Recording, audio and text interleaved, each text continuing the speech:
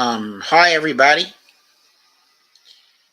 This is Empowering Democracy. I'm your host, Joe Firestone. I expect to be joined in a few moments by Dee Piers, the host of the Around the World with Dee and Friends show. We've just completed the Her show, so I expect her soon. I don't think we will be joined by Robert Hockett tonight. I hope that he would be able to make it, but he doesn't seem able to. So, what I want to do tonight is, I should say, first of all, this is part two of will we allow the neoliberal politicians to crash the economy, again. So, when did they crash the economy before? Well, they caused a recession between 2000 and 2002, which basically ended due to war spending on the Iraq War. But we had a minor recession then that they caused with their economic policies. Hey, Robert Copeland, how are you? Nice to see you. So, they also caused, of course, the Great Recession of 2008, which did not last. I don't think we were quite out of that recession until 2015 or 2016. Was the slowest recovery we ever had from a recession due to neoliberal policies being pursued by President Obama,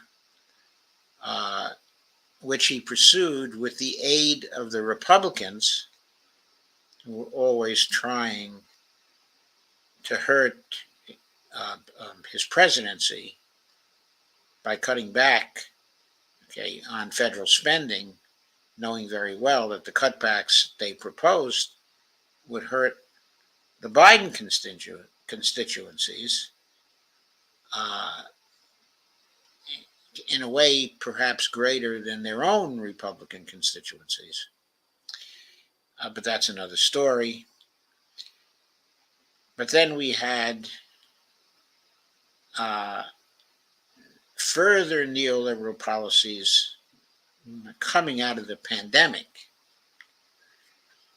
where there was an effort by the Biden administration to try to become more fiscally responsible. I'm trying to make the quotation motions now. I don't know if I'm being very successful at that. But fiscal responsibility, in quotes. There's actually no fiscal responsibility here, as we can see by reflecting for just a few moments on the debt ceiling crisis that we're in. Anyway, most of what I want to do tonight, in considering the question of whether we're going to allow them to crash the economy again, is to go through the complaint template of Robert C. Hockett in detail. And I'm going to pick that up in just a minute. But what I want to point out here is that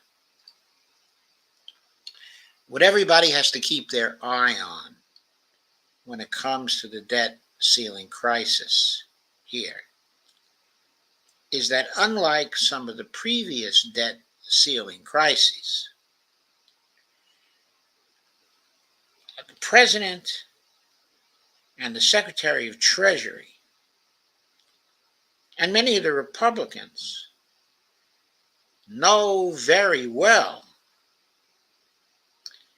that the tools exist for the United States to avoid a default, and that no agreement with the Republicans is really necessary in order to avoid a default that might ensue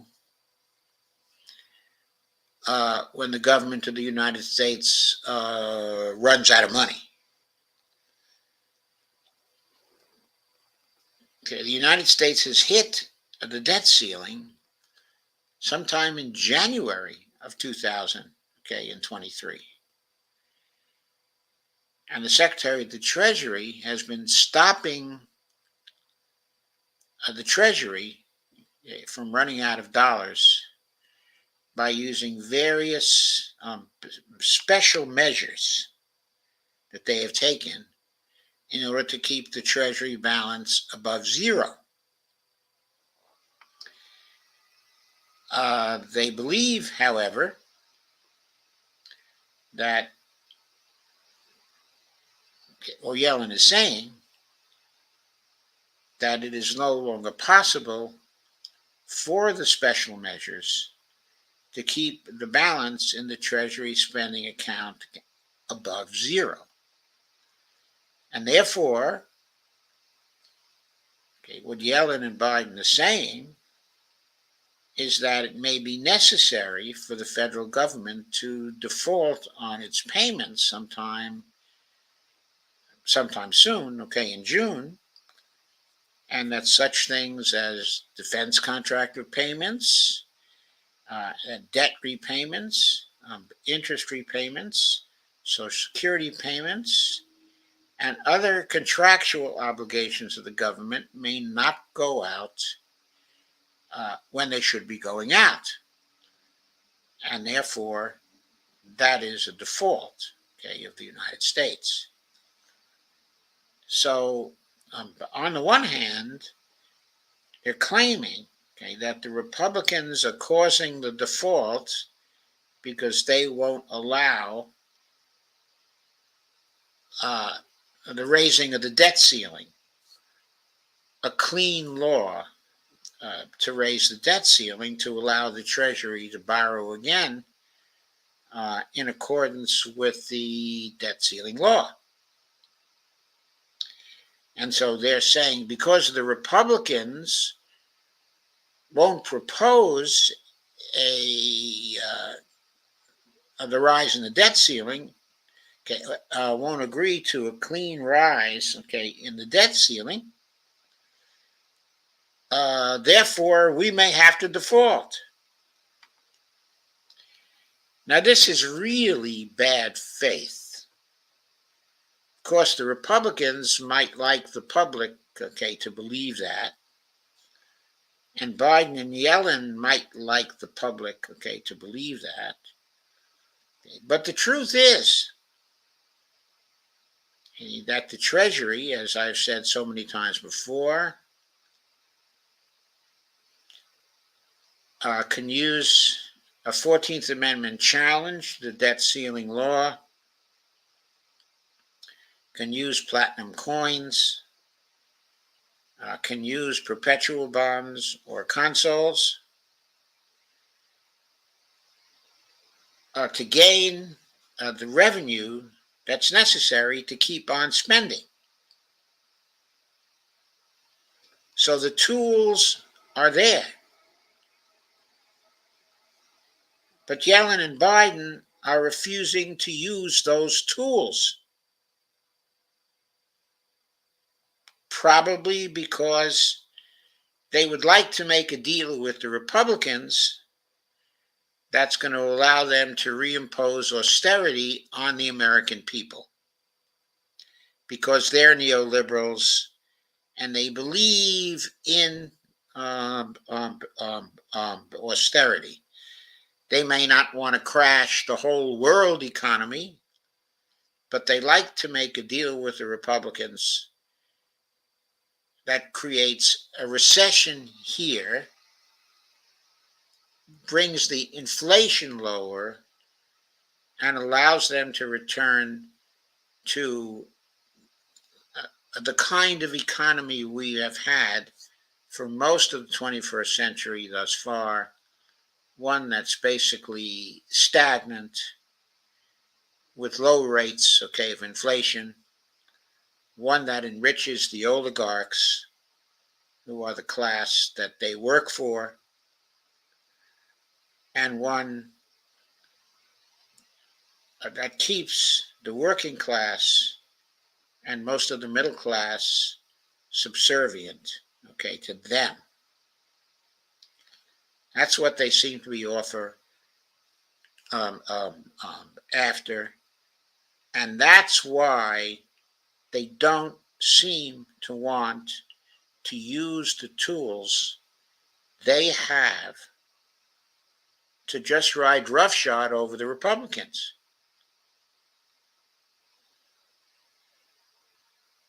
If there is a crash, okay, if there is a default, the immediate fault for the default will not be the Republicans.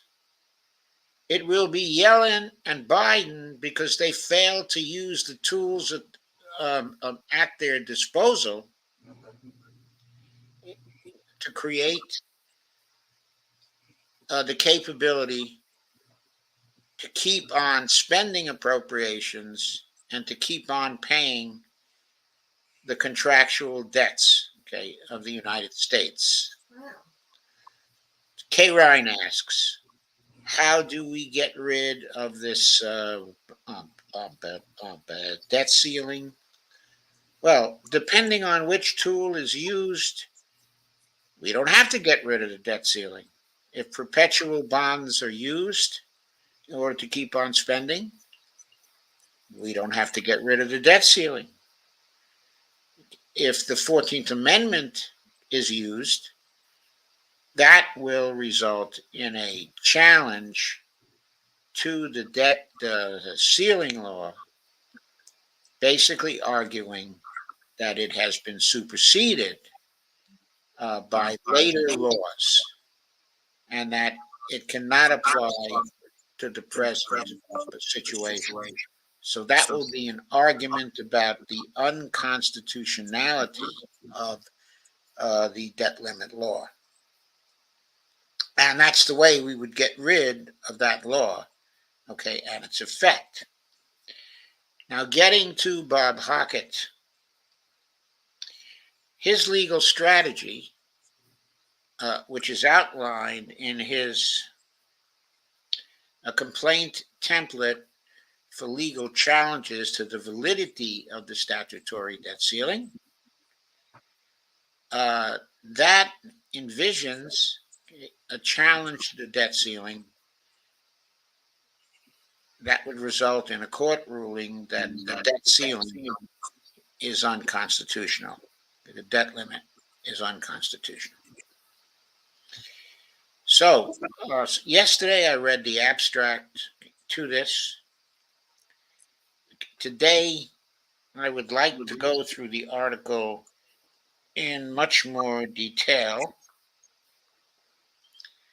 I don't know if I'll have time to read the whole thing, but I want to give you the flavor of the argument because this template contains the argument to get rid of the debt ceiling. And the fact that such a template, okay, exists and is not being used by the administration exposes the malpractice and the failure to fulfill their constitutional duties being perpetrated on us by the neoliberals, Joe Biden, okay, and Janet Yellen. So, this envisions some plaintiffs, perhaps more than one,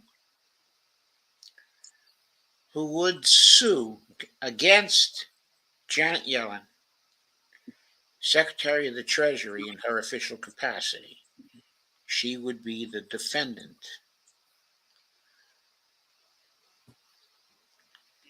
let me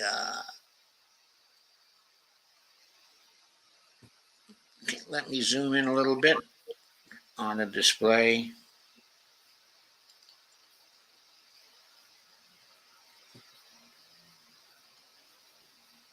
Hmm.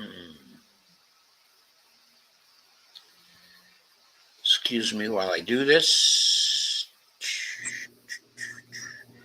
I want to make the type larger so you can see it. Okay, we'll start with the introduction. 1.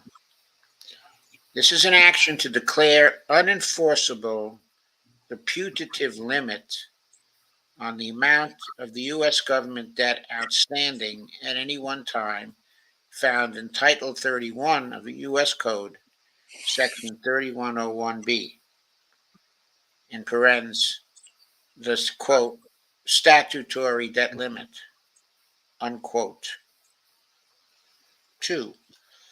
Defendant Yellen has stated that the statutory debt limit will cause the United States to default on the public debt in early June of 2023. Sorry.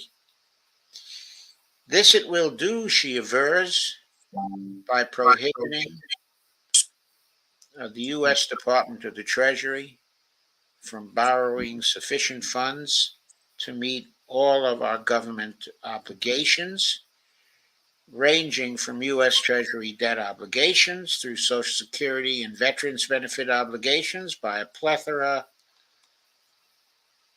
of separate contract obligations with scores of millions of contractual counterparties, among whom may be some of us. Okay, I didn't read that part, but I'm telling you, the scores of millions of contractual counterparties includes us.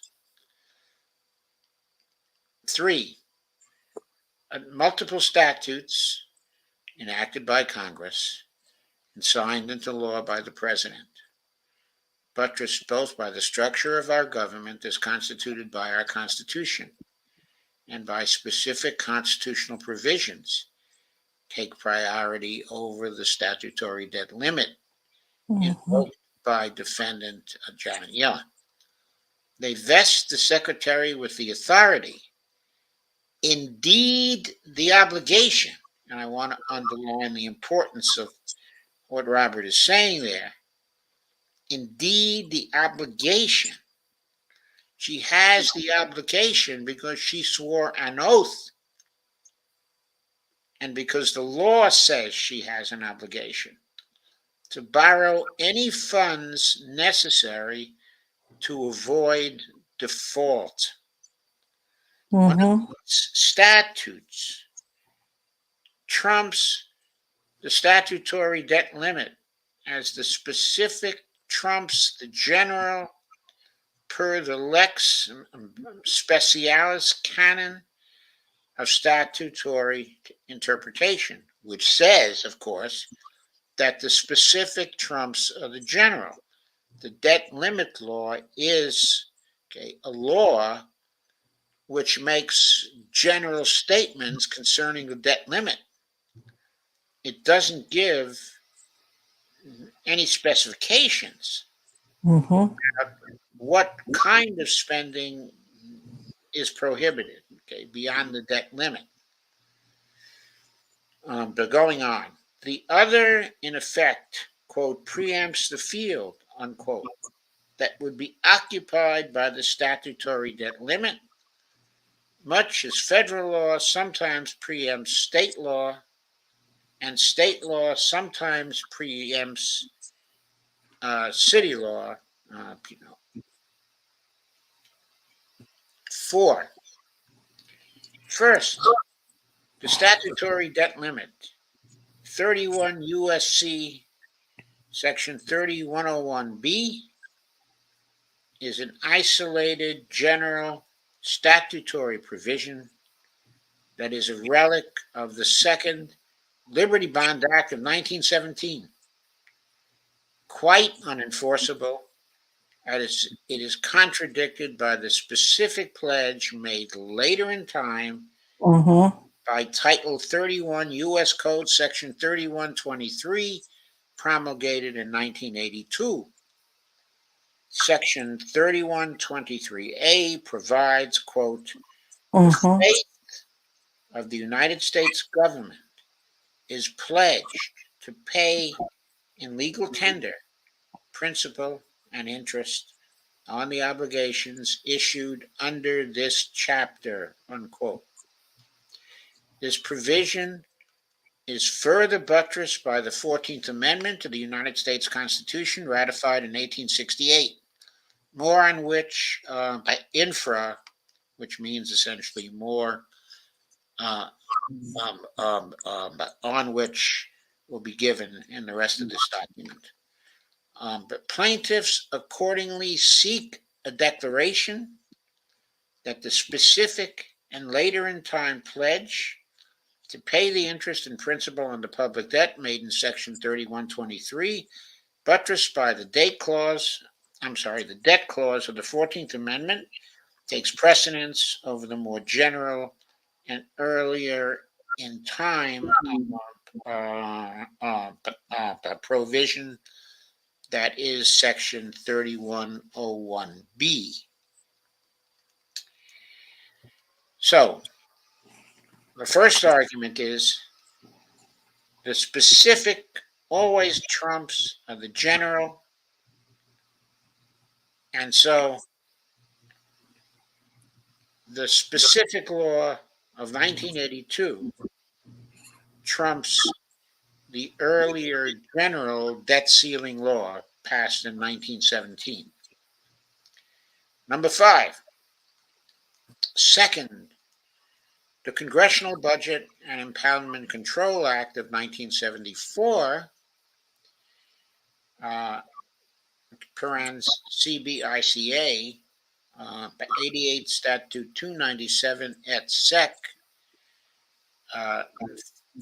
Chapter 31 of the U.S. Code, Section 1301 et sec, and the following sections, prescribes a comprehensive and intricately detailed set of procedural steps that Congress and the President must take in formulating their own budgets, which budgets are then reconciled and collated before being legislated into law through authorization and appropriation acts passed by Congress and signed by the President.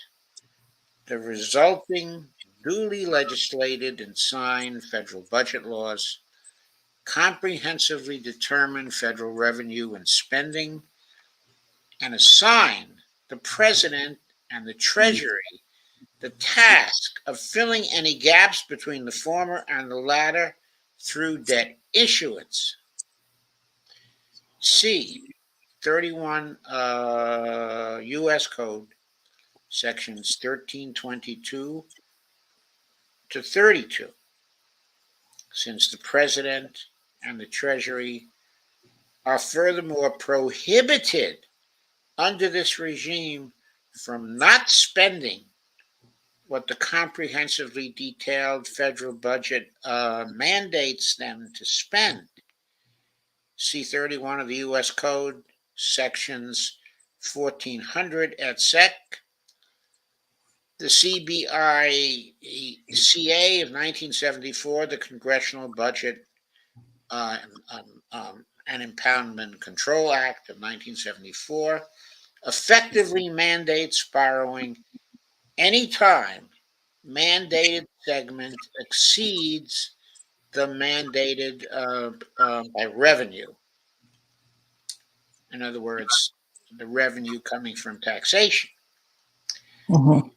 The requirement is moreover buttressed by the quote, take care, unquote, clause of Article 2, Section 3 of our Constitution, which requires, I should ask Dee, have I successfully shared this? Oh, shoot. No, you haven't. Okay, so And I therefore, was just listening. I didn't realize you were going to put it on the screen. And also, I just want to mention that Greg's planning on coming in on the show, but right now he's talking with his better half on the phone. Okay. Well, that's fine. Greg is always welcome. Yes. Let me find it. And I will put that on the screen. Why am I not finding it? Well, let me see if I can get it up there. That should cause it to appear.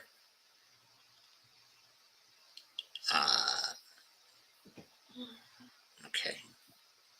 I think that's here. Yeah, there it is.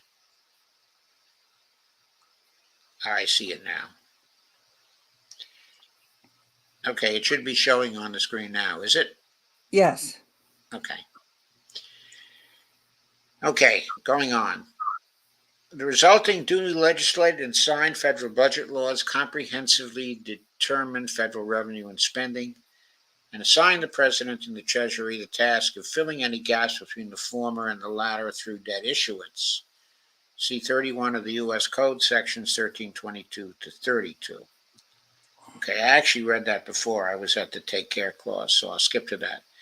This requirement is moreover buttressed by the quote, take care, unquote clause of Article 2, Section 3 of our Constitution, which requires the President and his administration to, quote, take care that the laws be faithfully executed, unquote. The plaintiffs accordingly seek a declaration that the statutory debt limit, rooted in the Second Liberty Bond Act of 1917, an enactment that was originally intended, ironically enough, to expand executive financing options to handle the exigencies of the First World War mobilization, has been superseded, as it were, quote, field preempted, unquote, by the comprehensively detailed federal budgeting laws of 1974 and 1982, is buttressed by the, quote, take care, unquote, clause of Article 2, Section 3 of the Constitution, and is accordingly null and void in any application that would purport to prohibit Treasury debt issuance to cover sovereign obligations. So that's pretty important right there, that argument. It's a very tight argument saying that the debt ceiling law is null and void in any application that would purport to prohibit Treasury debt issuance, Treasury debt issuance to cover the sovereign obligations of the United States. But that's exactly what the debt limit law purports to do. And he's arguing that it is accordingly null and void because it's been superseded by these later laws and by the take care clause of the Constitution. 6. Finally, the 14th Amendment to the U.S. Constitution, even as a freestanding rather than a statute buttressing provision of law, provides in Section 4 that, quote, the validity of the public debt of the United States authorized by law shall not be questioned, unquote. The 14th Amendment further provides in Section 4 that debts incurred for payment of pensions, such as Social Security and veterans' pensions, shall not be questioned, unquote. Section 4 is referred to as the Public Debt Clause. Section 5 in turn provides that, quote, Congress shall have the power to enforce by appropriate legislation the provisions of this article, unquote, on which the aforementioned 31 U.S. Code 3123 cited above and further discussed makes good. a pretty tight argument, I think. Number 7, plaintiffs accordingly seek a declaration that any application of the statutory debt that called into question the validity of public debt of the United States or the validity of debts incurred for the payment of Social Security benefits, veterans' pension benefits, or any other bona fide contractual claims would be an application that violates the 14th Amendment. So, Kay, there's your argument for getting rid of the 14th Amendment. Any such application of the statutory debt limit must, under such circumstances, be declared constitutionally unlawful for its abrogating the constitutional obligation of the United States to pay public debt, federal pension benefits, and other contractual claims, both in full and on the time. And I have to specify here, okay, or emphasize here, when a contractual claim is not paid both in full and on time, legally that's a default. That's what one means by default. Payment is due both in full and on time, okay, or the debtor, in this case the federal government, is in a default mode, in a default position. That doesn't mean it cannot cure the default. It can, but it goes into default when it doesn't pay both in full and on time, as required by the contracts. Number 8, plaintiffs additionally seek a declaration that the statutory debt limit would be unconstitutional as applied if a resulting shortage of funds required the president and his designee, the secretary, to violate binding spending decisions made by Congress and appropriation statutes, either by not spending at all or by, quote, prioritizing, unquote, payments in violation of A, the separation of powers principles that are manifest in Articles 1 and 2 of the Constitution. B, the president's obligation not to impound budget mandated spending, as President Nixon did in occasioning passage of the CBICA of 1974, but instead to carry out all appropriations decisions mandated by Congress, signed into law by the president pursuant to prior budget legislation, or C, the president's obligation not to prioritize payments in violation of the presentment clause, quote unquote, of Article 1, Section 8 of the U.S. Constitution, as interpreted in Clinton versus the City of New York, 524 U.S. 417, 1998, invalidating the line item veto, quote unquote. In other words, there was a case where there was a prioritization of payments in violation of the presentment clause, and that case was Clinton versus the City, okay, of New York, and a decision of the Supreme Court in that case invalidated the line item veto that was given to President Clinton by the Gingrich Congress. In other words, they passed a law that would allow the president to do a line item veto. The case was taken to the Supreme Court, and they decided that line item vetoes, even when passed by Congress and the authority given to the president, are unconstitutional and a violation of separation of powers. Jurisdiction and venue. Number 9, This court has subject matter jurisdiction pursuant to 28 U.S. Code 1331 because this is a civil action arising under the Constitution and laws of the United States. So that assertion is very straightforward. 10.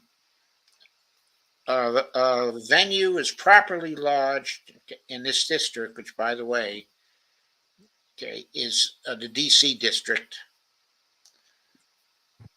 under 28 U.S. Code 1391E1A, in that the Office of Defendant Secretary Yellen, for the performance of her official duties, is located in this district. So that is also very straightforward.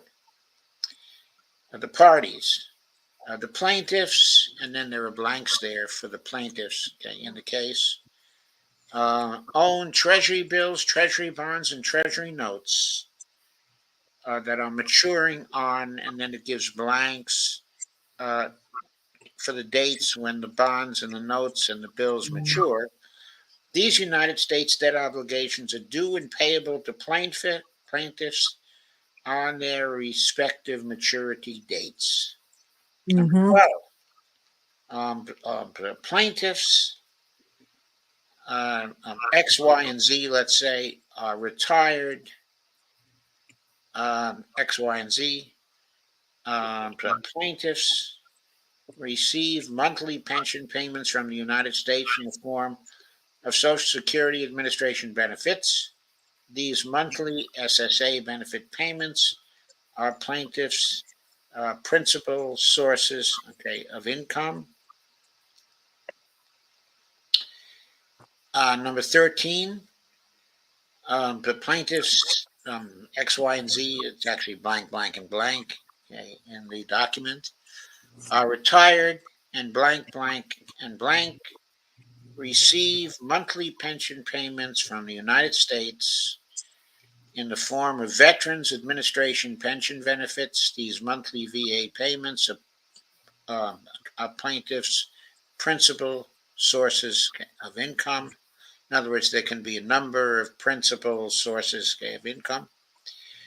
Item 14, the plaintiffs, X, Y, and Z, and X, Y, and Z, and plaintiffs are party to contracts with the United States pursuant to A, B, and C. Default by the U.S. government on plaintiffs' contracts would not only constitute breach of contract, but also would do plaintiffs' contractual injury valued at, and then the dollars, okay, are specified. And the dollars are the dollars that were owed in the contract but were not paid. 15. Defendant Janet Yellen is the Secretary of the Treasury of the United States and head of the U.S. Department of the Treasury, hereinafter Treasury, quote unquote, or quote, the Treasury, unquote. She is responsible for managing the public debt and serves as the principal agent for the United States government. Facts. Number 16. With the approval of the President, Secretary Yellen is authorized by law to borrow on the credit of the United States government all amounts necessary for government expenditures.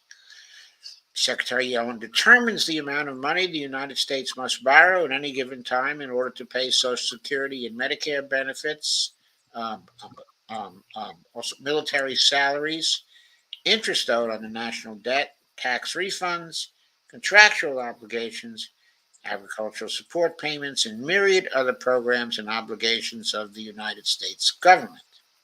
17. The Treasury exercises its borrowing authority by issuing Treasury bills, notes, and bonds. Treasury bills have a maturity of 4 weeks to 1 year. Treasury notes have a maturity of 2 to 10 years. Treasury bonds are 20 to 30-year debt obligations. All of these debt instruments, which are referred to herein as, quote, treasuries, unquote, but, quote, treasury securities, unquote, or, quote, treasury debt instruments, unquote, are contractual in nature. They contain express written promises to repay principal at the maturity and to pay interest according to specific coupon schedules. Number 18, the U.S. Treasuries have long been in high demand worldwide as the safest of, quote, safe assets, unquote, for inclusion in asset portfolios for use as collateral and even as, quote, real world, unquote, instantiations of the hypothetical, quote, risk free assets, unquote, on which the use of all traders' asset pricing models, from the capital asset pricing model, quote, CAPM, to arbitrage pricing theory, quote, ABT, unquote, is predicated. This renders the U.S. Treasury market, valued at over $24 trillion outstanding, by far the largest financial asset market in the world. This in turn enables the U.S. to borrow at home and abroad more cheaply by far than can any other borrower, public or private. So advantageous to Americans is this global role of U.S. Treasury securities that foreign officials have often complained of the, quote, exorbitant privilege, unquote, that demand for U.S. Treasuries confers upon the United States and its citizens in comparison to all other borrowers, state or non-state. Okay, so you see how Robert is emphasizing the importance of the Treasury market and the importance of people being able to consider this as a risk free asset. 19, U.S. Treasury securities also are treated as the safest of, quote, safe assets, unquote, under all U.S. banking and finance regulatory regimes. They are considered near cash equivalents for both liquidity and capital regulatory purposes, receiving risk weights of 0 under all risk-weighted renditions of these familiar regulatory regimes. For this reason, scores of millions of American retirees and other investors rely directly or indirectly on the sanctity of the covenant represented by U.S. Treasuries for the security of their retirement savings and other investment portfolios. Number 20, the statutory debt limit currently provides that the United States may not borrow more than $31.381 trillion at any one time. Number 21, on January 13, 2023, Secretary Yellen, in a letter addressed to Speaker Kevin McCarthy of the U.S. House of Representatives, advised him that the outstanding public debt of the United States was projected to reach the statutory limit on January 19, 2023.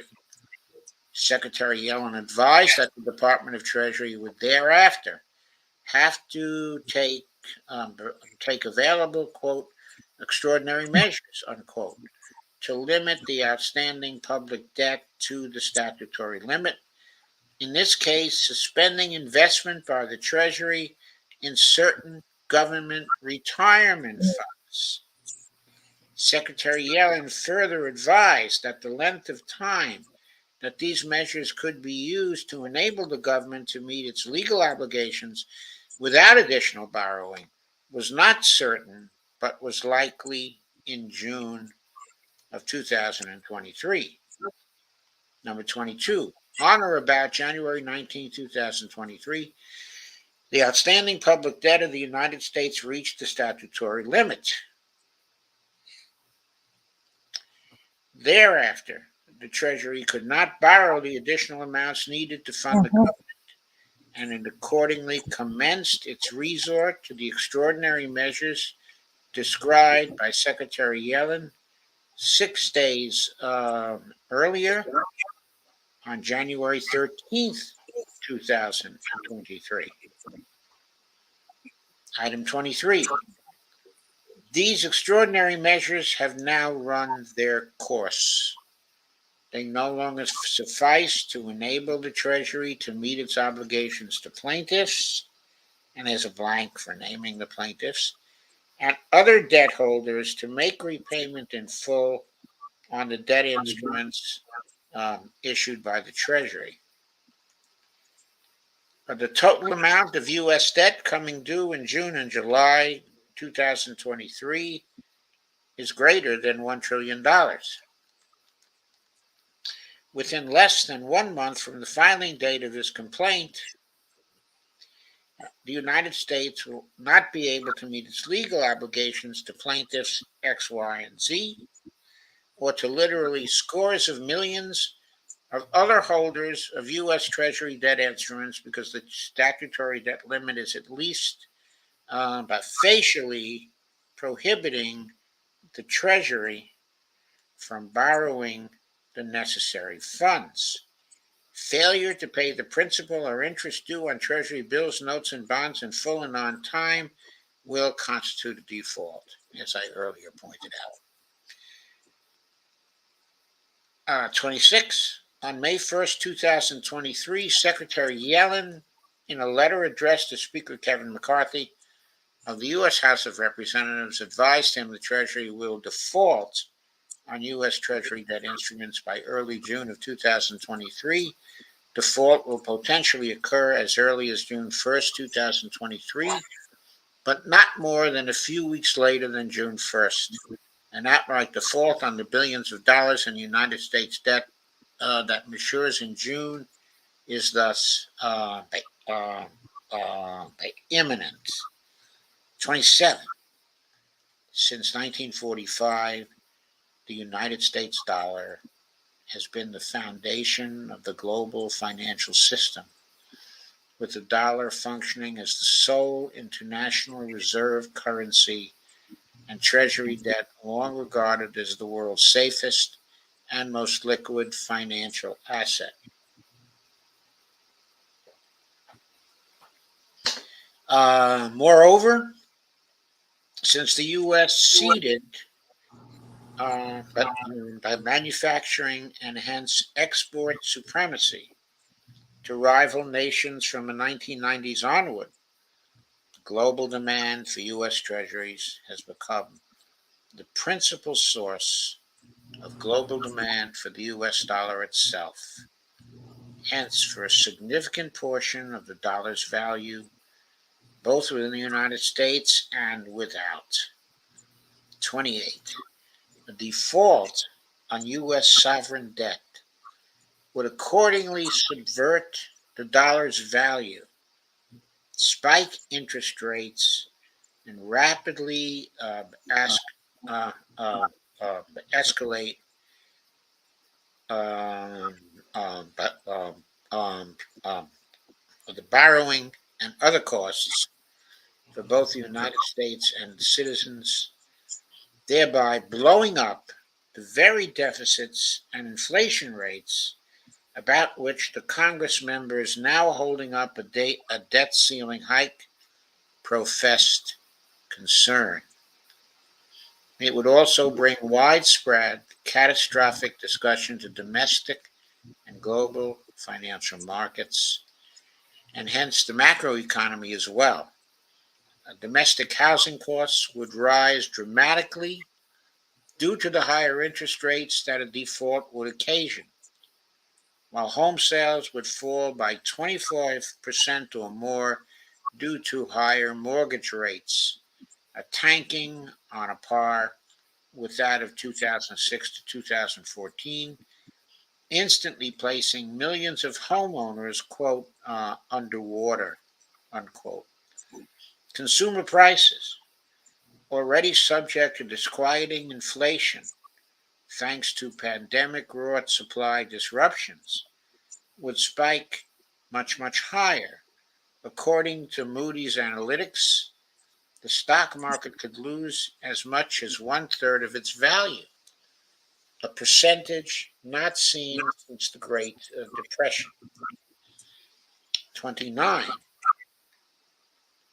One third of its value. One third of its value, according to Moody's. Hasn't happened since the Depression of the 1930s. 29. The cutoff in federal spending would thus likely result in a deep recession or depression in which millions, if not indeed tens of millions of people, would lose their jobs. This calamity surely would constitute an, quote, absurd result, unquote, that the drafters of the 1917 Liberty Bond Act, in which the debt ceiling originates, again, ironically, an enactment through which Congress sought to expand Treasury financing options, could not have intended.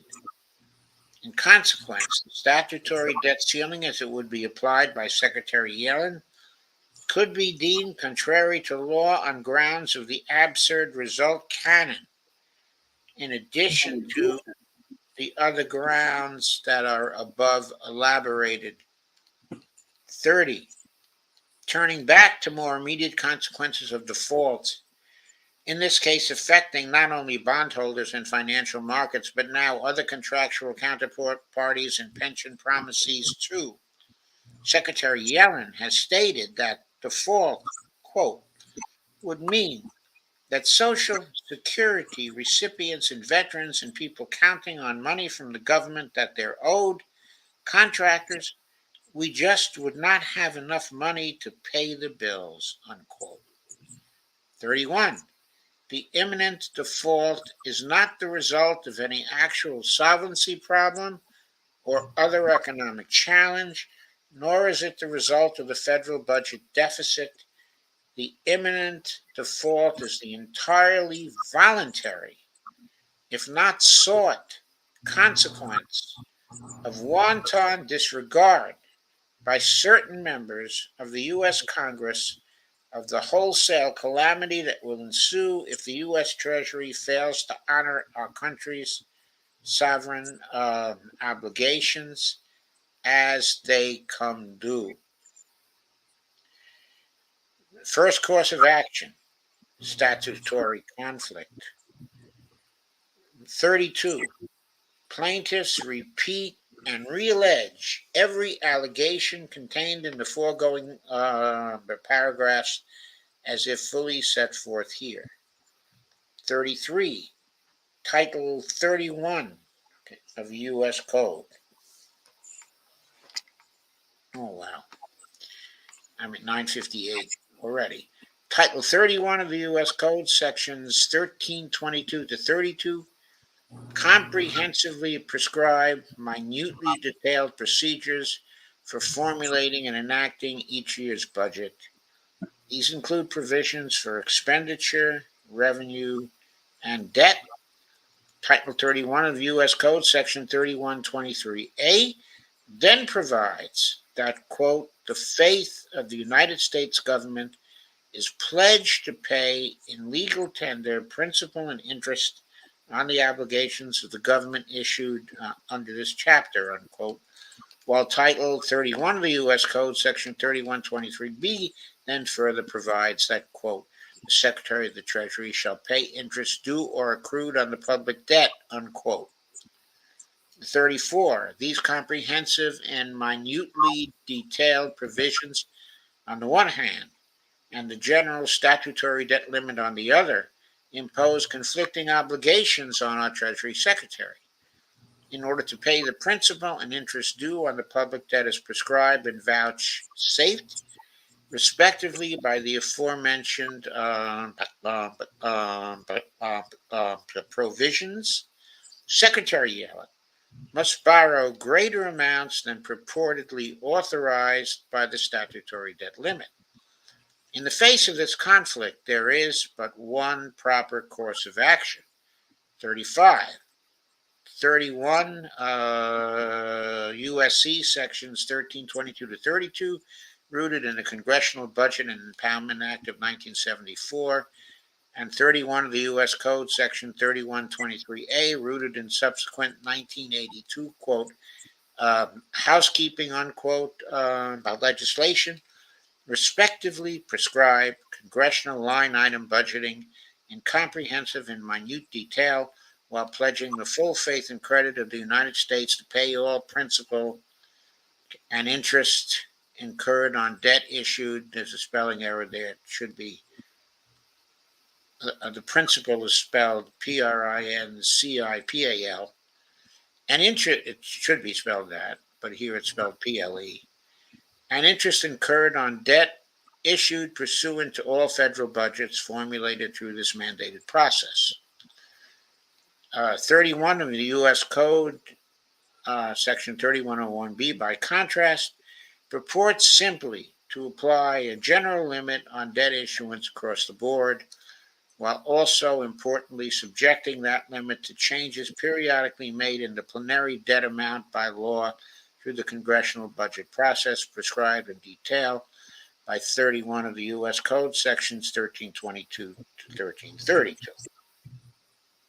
1322 to 32, he says. 36.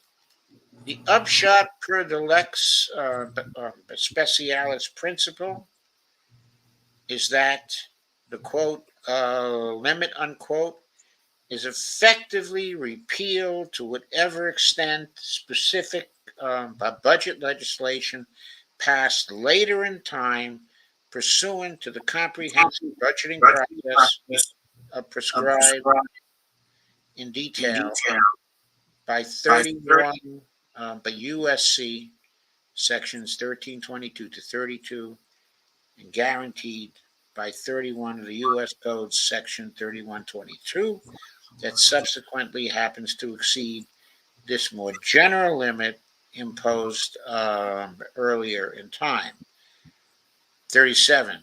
Accordingly, plaintiffs seek a declaration that Secretary Yellen is not bound by Section 3101B to the extent that compliance with it would prevent her from complying with Sections 1322 to 32 and 3123. Number 38. The balance of harms favors injunctive relief as well. Defendant Yellen has stated that a default will cause irreparable harm to the United States as well as financial injury to untold millions of its citizens. 39. Plaintiffs repeat and reallege each and every allegation contained in the relevant paragraphs above, as if fully set forth here. 40. The Congressional Budget and Impoundment Control Act of 1974, okay, again, CBICA 88 Statute 297 et sec. 31 U.S. Code sections 1301 et sec. Provides detailed procedural steps for Congress and the President to take in formulating their own comprehensive detailed federal budget proposals. These budgets are then reconciled and collated to constitute the final blueprint for subsequent authorization and appropriations acts passed by Congress and signed into law by the President. ID sections 300 to 311. The resultant duly legislated federal budget determines revenue and spending and does not require that expenditures equate to tax revenues. Rather, it requires that a concurrent joint resolution of Congress first specify the amount by which the statutory limit on the public debt is to be changed, and then direct all committees with relevant jurisdiction to recommend such changes. CBICA Section 310A3.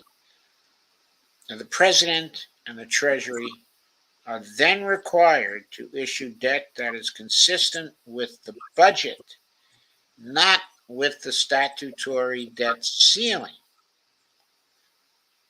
Number 41, the President and the Treasury are also required, moreover, to spend the amount that the budget mandates them to spend.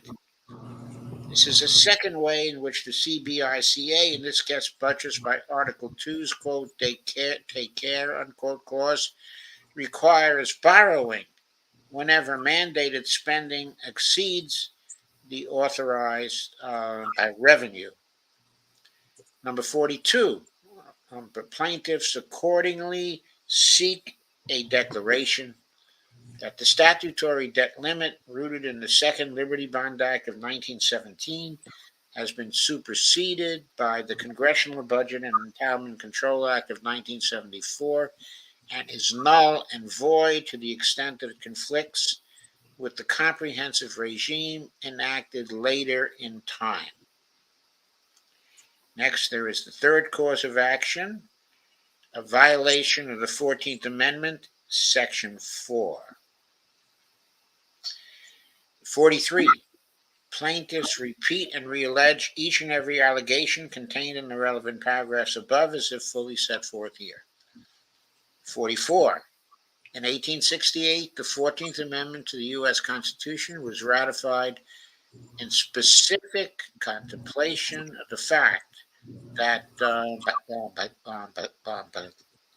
legislators from former Confederate states were planning both to retake control of Congress upon their readmission to the Union and then to subvert the Union from within by repudiating the public debt and pension obligations incurred in the course of putting down the Confederacy's attempt at destroying the Union from without through a rebellion. In Section 4, it provides, quote, the validity of the public debt of the United States authorized by law, including debts incurred for payment of pensions and bounties for services in suppressing insurrection or rebellion, shall not be questioned, unquote. 45. In 1935, the United States Supreme Court stated that the 14th Amendment is, quote, confirmatory of a fundamental principle which applies as well to the government bonds issued in 1918 and to others duly authorized by the Congress as to those issued before the 14th Amendment was adopted. Nor can we perceive any reason for not considering the expression, quote, of the validity of the public debt, unquote, as embracing whatever concerns the integrity of the public obligations, unquote. Number 46. Congress thus may not alter, repudiate, or impair the public debt instruments that it has authorized the Treasury to issue or the pension obligations it has undertaken through our Social Security or Veterans Benefit legislation. Nor may Secretary Yellen alter, repudiate, or impair the public debt obligations that the Congress has authorized her to enter into, or the pension obligations undertaken through that legislation. 47. The plaintiff X and all other holders of Treasury debt instruments that are maturing in June 2023 and thereafter are entitled to timely payment in full of the principal and interest due to them. 48. Under Section 4 of the 14th Amendment, The validity of the pension rights of plaintiffs and of all other recipients of Social Security or Veterans Administration pensions may not be questioned. The plaintiffs and all other recipients of Social Security or Veterans Administration pensions are entitled to timely payment in full of the principal and interest due to them. 49. The statutory debt limit is unconstitutional, as Secretary Yellen would apply it, because it will cause the Secretary to default on the debt instruments the Treasury has issued and on the pension benefits due to plaintiffs, and that's blank for naming of the plaintiffs, and all of the recipients of Social Security or Veterans Administration pensions, or to prioritize payments in violation of Article 1's, quote, presentment clause, unquote, as interpreted in Clinton versus City of New York, 524 U.S. 417, 1998. 50. Plaintiffs are therefore entitled to a judgment declaring the statutory debt limit to be unconstitutional as applied. 51. The balance of harm favors injunctive relief as well. Defendant Janet Yellen has stated that a default will cause irreparable harm to the United States as well as financial injury to untold millions of its citizens. The fourth cause of action, separation of powers violation. 52. Plaintiffs repeat and reallege each and every allegation contained in the relevant paragraphs above, as if fully set forth here. 53. Article 1 of the Constitution vests the federal government's spending power in Congress. See U.S. Constitution, Article 1, uh, Section 8, Clause 1. It might be Article 1, Paragraph 8, Clause 1.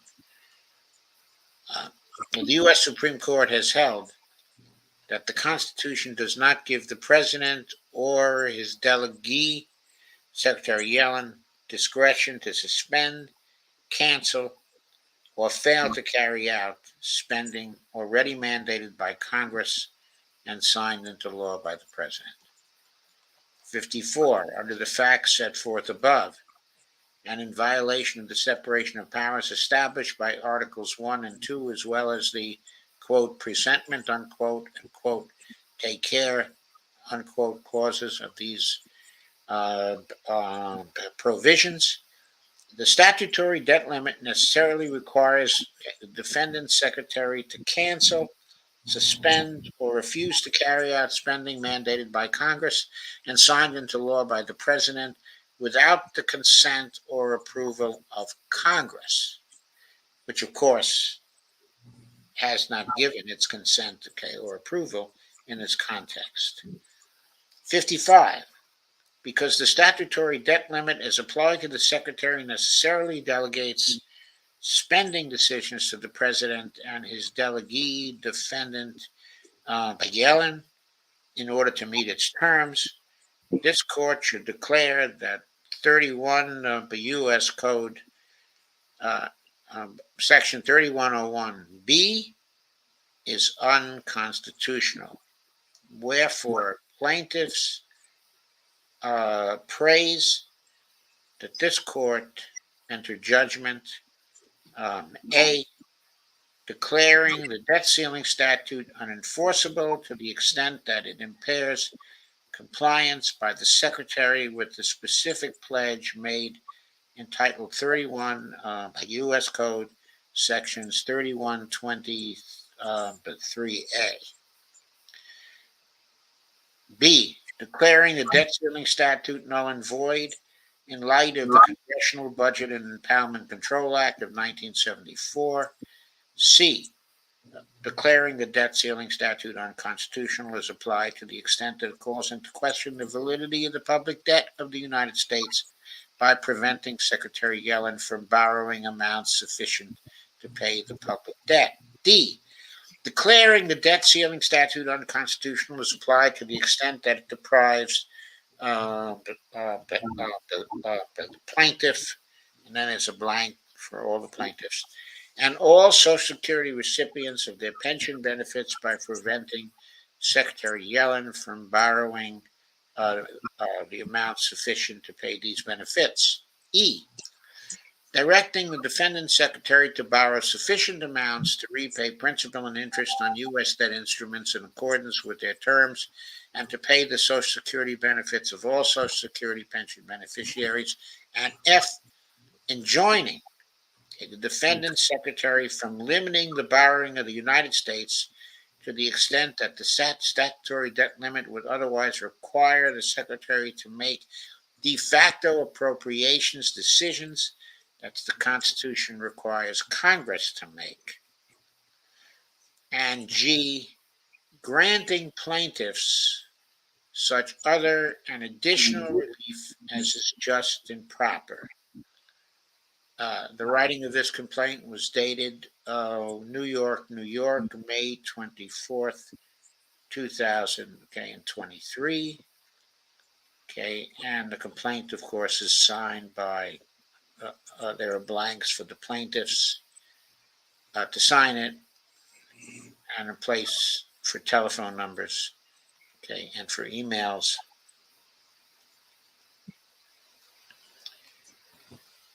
And there are those blanks for a number, okay, of plaintiffs to join the suit. So that is the case, and that is what the complaint, okay, would look like. Okay, it is a template. One fills in the blanks, and once you fill in the blanks, you have a complaint that can be filed. What Bob Hockett has been trying to do by producing this and by making other arrangements, he's trying to provide the pro bono help to plaintiffs. And he told me yesterday that his team would cover all the costs. So he is looking for plaintiffs. He is looking for plaintiffs. Okay, I've agreed to become a plaintiff. Some of you may want to agree to become a plaintiff. It would be costless to us. It would help because the more plaintiffs there are, the more the Supreme Court or the courts would have to contend with,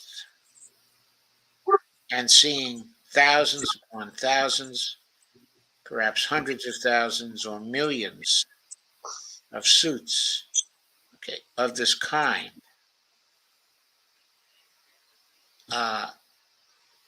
would be a most impressive way, okay, to resist and to prevent the neoliberal politicians from crashing the economy again. That's what I want, okay, to emphasize here. You've all heard me read what the complaint would be, okay, and the case that's outlined. To me, it seems like an airtight case. Of course, we all know that this Supreme Court and other courts containing justices that were appointed by Donald Trump are very arbitrary in their interpretations of the law. But there still are some constraints upon them that we see from time to time. And there are things that they don't want the president to be able to do. Like, for example, the line item veto. They're afraid of increasing the power of the president, to do that. So that part of the argument goes against their interests and is very strong for them. Uh, it's also true uh, that the citation of various clauses of the Constitution as providing grounds for deciding that the debt limit law is a violation of the Constitution. When I see this complaint, what I see is just a series of many reasons. Uh, To me, it's like essentially bullets coming out of a machine gun, giving reasons why the debt ceiling law should not be binding on the secretary and should be found to be unconstitutional. Now, will this take a long time to litigate? I don't think it will in the first instance. Remember, it's going to be a suit in district court. There can be a decision by the Washington, D.C. District Court very quickly. The administration could then proceed to do business based on a decision of the district court. It would be up to the opponents of the decision to contend in court. Now, they would ask for an injunction, of course, to prevent the secretary from paying the debts of the United States in full and on time. But can you imagine those arguments in front of the Supreme Court? What kinds of damages could the opponents claim? What could they say is wrong with paying the debts of the United States in full and on time? I think they're going to have a very rough time in getting standing, first of all, and a very rough time in getting any uh, injunction from the courts at every level they try. And without a court injunction, it would be possible for the secretary to go on her merry way, but issuing debt and paying all the debts of the United States in full, and on time. Uh, as I said earlier, just yesterday, very good chance that the people who sued to stop the secretary from paying debts would not get standing. If they do,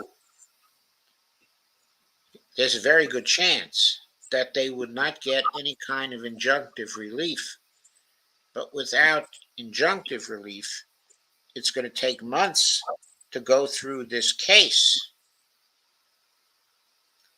It won't, inside of the district court, but with appeals being considered by higher courts and the arguments being made in detail to justices at the circuit court level and also at the Supreme Court level, and then the time needed to make decisions to hear any appeals.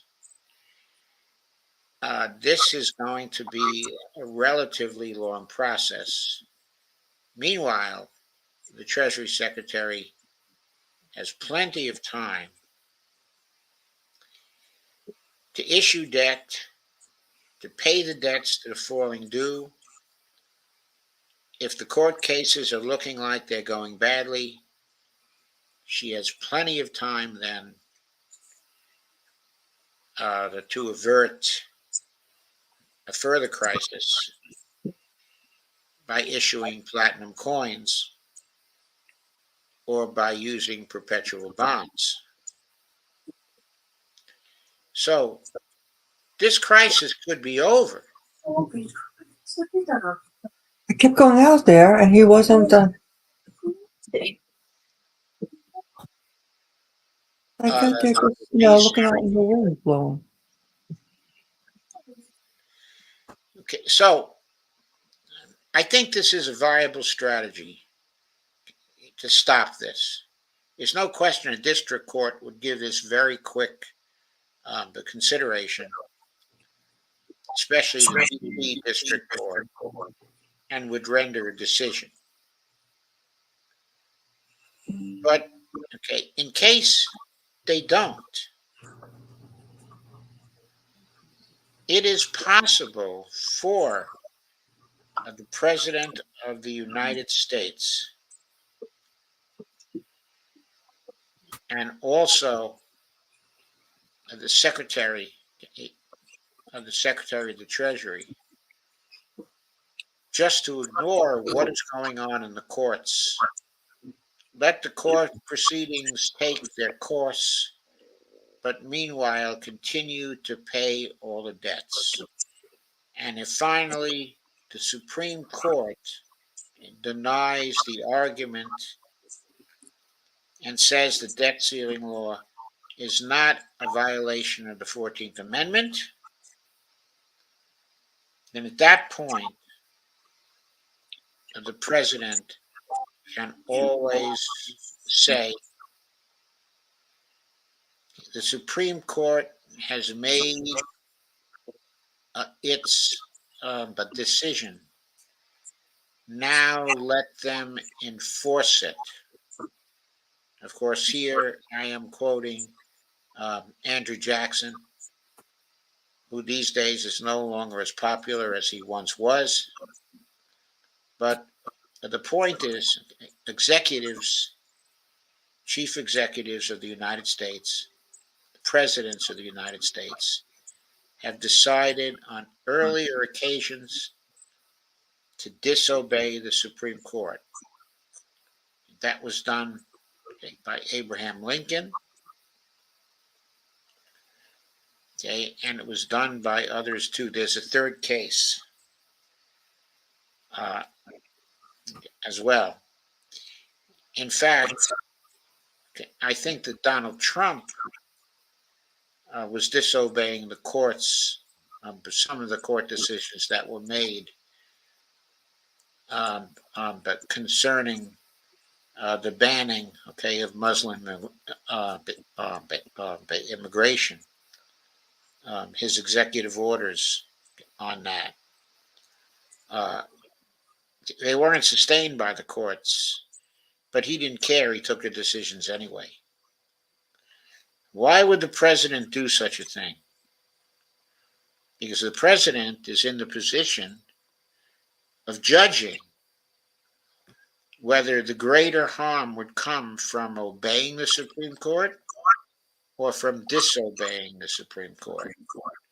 Clearly, in this case, with the crash of the world economy possible and a huge depression possible here in the United States, the greater harm would come from obeying a court which was failing to decide this case in the obviously correct way. It's obvious to us all that the 14th Amendment prohibits this kind of questioning of the debt. If the court does not uphold that particular view, there are other office holders in the United States who have taken an oath to defend and maintain the Constitution against all enemies, domestic and foreign, and they will have an obligation to do that. So, Dee, any comments? Well, let's say everybody's got to get on board with this. I would hope that we people would share it out, even if they can't themselves get involved, but at least share it out so other people know about it. Because this is something that we can do. And on my show, when we were talking about the foreign aspect of it, Madeline and I, when we were talking after, you had left the show, and the fact that the US government, or you could say the Biden administration, is angry with this whole BRICS group. They're angry with the fact of them wanting to start another currency. Oh, well, they started the other currency. They're angry at everything that's going around. They're losing their power. Suppose the US decided to default on the foreign aspect of things just for spite, or just, well, to me, it's plain stupidity, or to shout out to the world or make some kind of grand gesture. Okay, if they try to default and use that as a grand gesture, then that would ruin the credit of the United States forever. I mean, that would be suicidal. The only thing they can do, okay, is to go ahead and pay the United States debts in full, okay, and on time. That's the only way to maintain the confidence in the dollar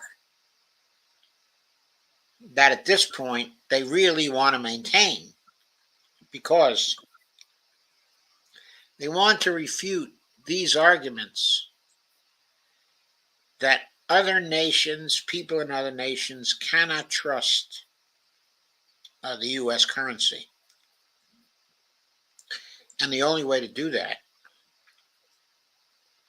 is to pay the debts in full and on time, okay? Especially since the Constitution gives the authority to the federal government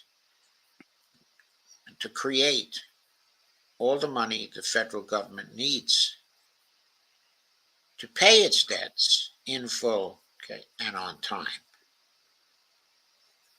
So I don't think that Yellen and Biden really have a choice. And I think that the more this situation starts to seem to be one where the United States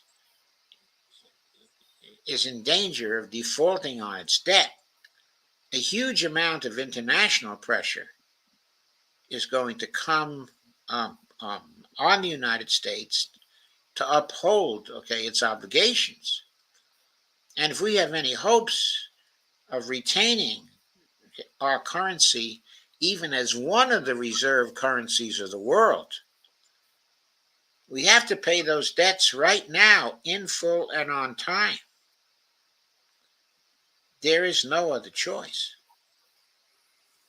Suppose the USA picks and chooses on what they're going to pay and who they're going to pay. The arguments that were given in the complaint say that the US government cannot pick and choose. If it tries to pick and choose, that will be a default, and that will ruin the credit of the United States. It may be one thing to freeze Russian assets, okay, over a war that has taken place and give that as a justification. But to refuse to pay certain foreign debts simply on a whim, or to punish certain foreign nations and do this to many nations,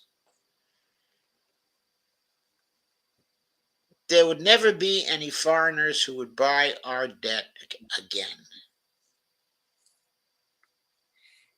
It's problematic enough that they were freezing the Russian assets. And we haven't seen the end of that yet. It obviously accelerated the trend towards a multipolar world and multiple reserve currencies. If they do any more of that,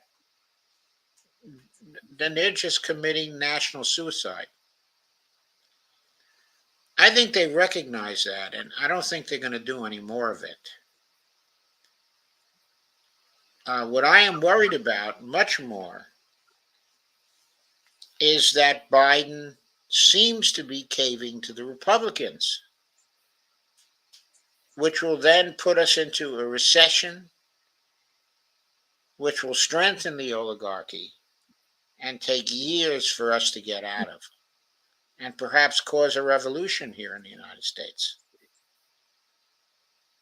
I think if they put us into a depression once again, because Biden claims to be seeking fiscal responsibility by compromising with the Republicans, yes, then the debt payments are going to go out on time. The Social Security payments are going to go out on time. All the payments are going to go out on time. But the economy will take a serious blow, and people will be furious, at Biden and furious at the Republicans both. But I think even more furious at Biden and Yellen, because I think too many people now know, and this was not so apparent in the crises of 2011 and 2013, but now too many press people know and have been writing about the options of the perpetual bonds and the platinum coin and the 14th Amendment. And now they're taking those options far more seriously than they took them in 2011 and 2013. People believe that Biden does not have to default, and they believe that he doesn't have to compromise with the Republicans. They know there are other alternatives. So if it creates that compromise that costs people money, the people are going to blame him, maybe more than the Republicans, because they know he has the authority necessary not to compromise with the Republicans. I mean, by now, that has to be plain to everybody. So he's choosing to compromise with the Republicans. He's choosing to cut discretionary spending that people need. Everybody will recognize it's his choice, that he chose to do that rather than issue the coin, rather than litigate on grounds of the 14th Amendment, rather than simply ignore the debt ceiling.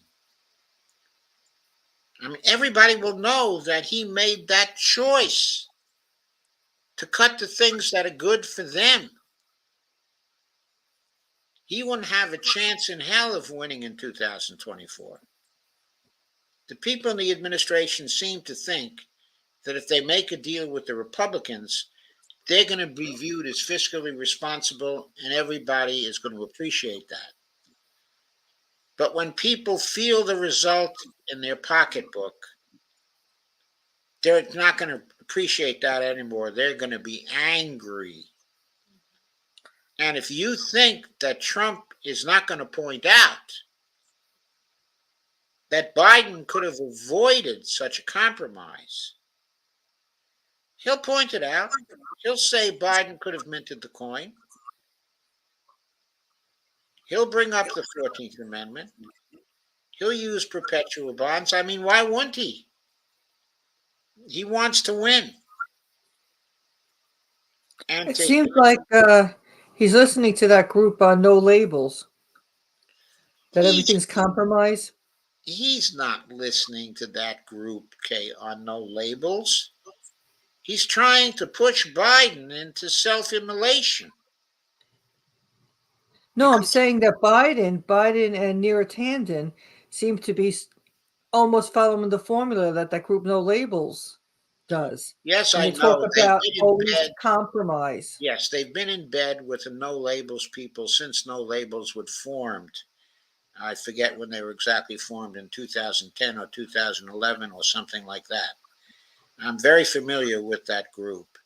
And I know that there was an identity of opinion between them and the faux fiscally responsible Democrats who were led by Obama. They were all in the same clique. Okay, I know that. But what I'm saying is they're now claiming that Biden is going to get credit for making a deal with the Republicans. He's not. No. And Trump is going to victimize him. He's going to market it. Better believe he's going to market it and sell it, He's going to and he'll repeat market it over and over and over again. he's going to market the hell out of it, and it won't just be lying. He won't just be lying. He's going to be marketing the truth that Yes. Biden chose to cut these expenditures on the civilian side. Now, he may lie about what he would have done in that particular situation, but he won't be lying about what Biden and this administration and Neera Tanden did. So, uh, if he does this with them, he won't be getting credit. He'll It's be the kiss of death. he'll be committing political suicide. And Janet Yellen will be committing also political suicide if she keeps on going ahead with this. I mean, I think no one will ever turn to her again. No, I mean, are they just sitting around with their little cocktail party people talking about this and not really thinking about the whole United States? And that's going to get people totally infuriated. And there'll be nothing that Biden can do to get even a ghost of a chance back to win the election of 2024. If he makes a compromise with the Republicans now, okay, if it goes through, it will be one of the stupidest things he's ever done, okay, in his political career. But what I have to say about that is uh, he could still possibly be saved. How could he be saved? Because the right wing nut jobs on the Republican side, the Freedom Caucus people, may feel that Kevin McCarthy's deal is too generous to the Democrats. And they may vote against that deal so that it fails. It may fail to pass the House. If it fails to pass the House, then Biden would be saved. If he can't get a deal, he might turn to the 14th Amendment or turn to the coin or turn to consoles. But we're going to have to see about that. Okay, let's check out some comments. Uh,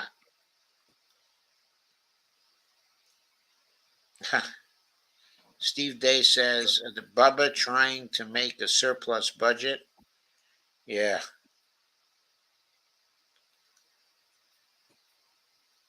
Kay says, hope they pay my Social Security due on the 3rd. Is it due on the 3rd of June, Kay? Uh, if it's due on the 3rd of June, I think it'll probably get paid because I don't think the extraordinary measures are going to fail until a little later in June. In fact, I might even be able to get in under the wire. But I think if a deal with the Republicans fails, but over the next week, then I'm looking for Yellen and Biden to take the 14th Amendment seriously and to take the coin option seriously too.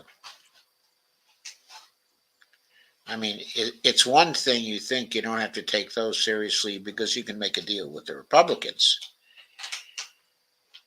But if Biden should find out that that deal is too costly for him or too expensive for him in terms of his political capital, he may end up simply rejecting it and going with something else.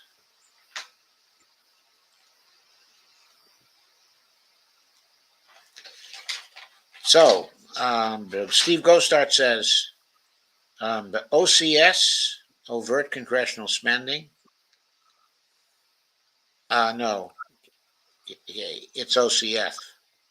Okay, that's overt congressional uh, financing or overt congressional funding.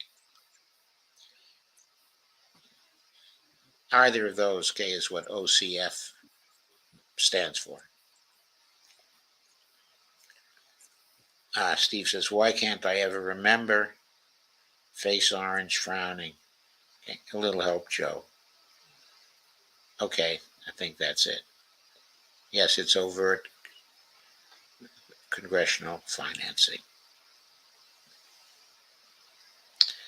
Steve A says, I was unable to fill and sign the template electronically, so I mentioned Mr. Hockett, asking him to include me with standing among the plaintiffs. Yes, I've asked him to include me too. Kay says, hi, go start. Go start says, hey, Kay Ryan. Kay says, good point, D. Go start says, well, everyone's nukes are in position. Kay says, this country is in a mess in too many ways. Yep. Okay, I agree. PSA. Ghostart says Jose and Lucy are now banned from AOC events. That doesn't surprise me at all. Doesn't surprise me at all. AOC is just incapable of handling static. She just can't do it. She just comes unglued. Kay says, let's all go to Costa Rica. Ghostot says, Rue confiscated Zoolanders. Oh, Russia confiscated Zoolander's Crimea mansion. I guess Zoolander, okay, is Zelensky. Okay, or Zelensky, I should say. And Ghostot says, at K. Ryan, I'm down. Let's go. Body blue, raised arms. Lana says, sorry, I wasn't watching the chat. Hi, Kay. Kay says, hi, honey. Ghostot says, oh, okay, I see. Ghostart is a turquoise person waving at Lana. Andy Candy is here. Andy Candy says, this lawsuit holds the crooks, especially lying Biden's feet to the fire. Well, Biden prefers to such the austerity saboteurs toes. I think you're saying while Biden prefers to singe the austerity saboteurs' toes. He does. But I think he's going to be singeing his own toes. Ghost says, I think I'd prefer a fist skull responsibility. Yeah. Uh, Steve Day says, file, be a plaintiff, Kay, before you go to bed. Andy Candy says, but Yellen and Powell both really do just work for Wall Street, huh? It's more clearer every day. Has Common Dreams ever wrote about that? Uh, I don't know if they have in the case of Yellen, but I think they have in the case of Powell. I do want to say, with respect to that comment, Andy, that I think Wall Street, is getting worried and is now putting pressure on Yellen and Biden to resolve this, in whatever way they can, because credit ratings are beginning to suffer. Um, um, I think all over the place. Uh, we're already starting to see chain reactions because certain payments uh, have been delayed or held back as part of the extraordinary measures. Lana cells from Stavros replying to Chris Hayes. One, no, we're not. We're here only because the Biden administration has not overcome Joe Biden's penchant for bipartisanship and compromise as a categorical imperative, I think you mean to say. Yeah. They want to reduce U.S. government spending without paying the political price. That is exactly what I think also. I especially like number 45 on the list you read. Would you read number 45 again? Thanks. Yes, I will read number 45 again. Uh, Hang on a second.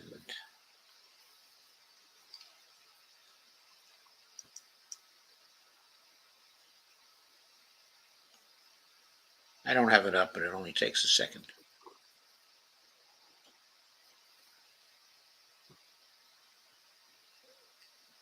Yeah, there it is. Let me get down to number 45.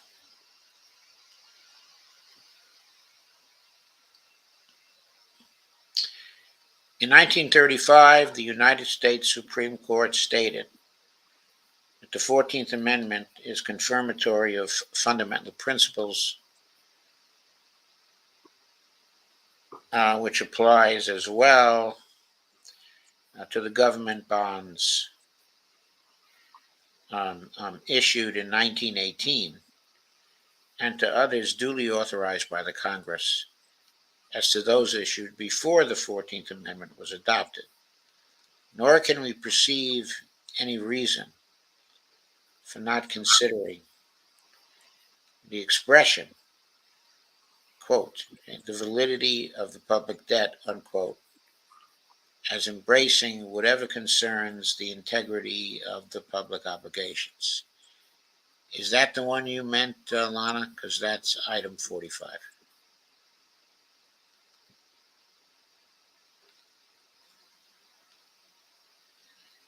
Andy says, sorry, my keyboard is sticking.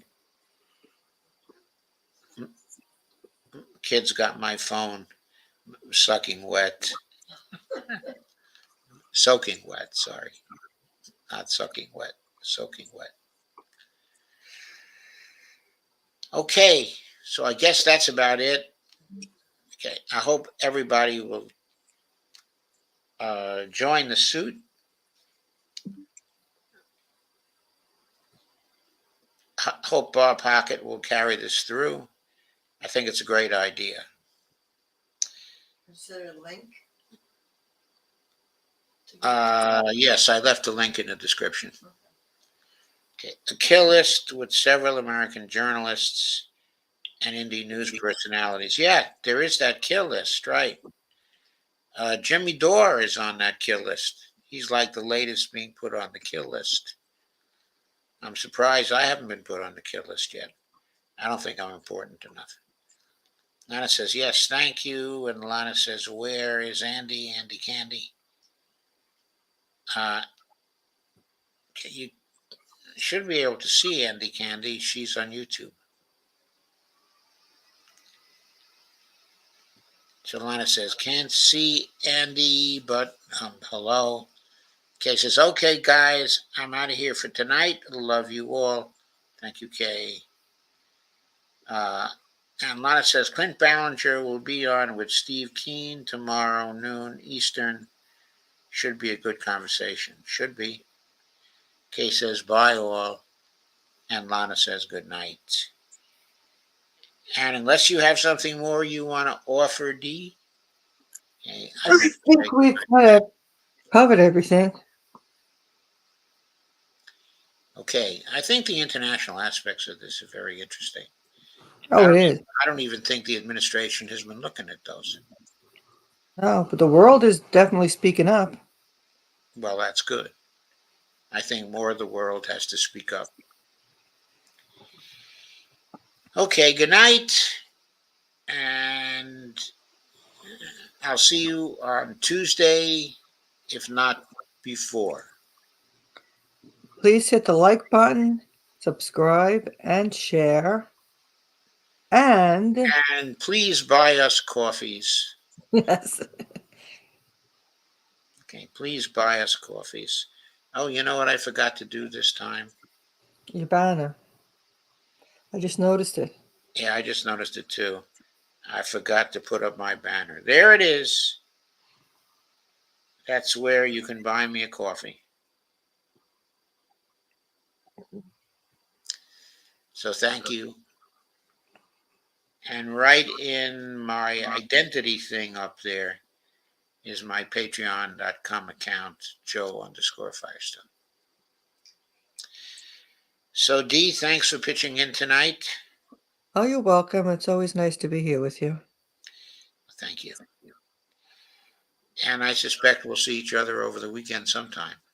Yes, yes, I want to do a show over the weekend. I want to talk about those Mondenweiss articles that I spoke about. Oh, yeah. I think we'd be interested if we can get a schedule when everybody's available. Okay, those are good pieces. Okay, there is one more comment that has been made. Lana says, happy holiday weekend. Happy holiday weekend, everybody. Indeed. Same to you. And this should be a very nice holiday weekend because my granddaughter is preparing for her graduation from high school Wow. next Thursday. Wow. Congratulations. I'm sure she's excited. Oh, she's very excited. She's very excited about starting college in September. She'll be going to Mary Washington, which I hear is a pretty good school for her interests in history and theater. It's great. So, bye bye, everybody. Good night. Lana says, congratulations. Thank you, Lana. Yes. Good night. I'm going to check out. For coming.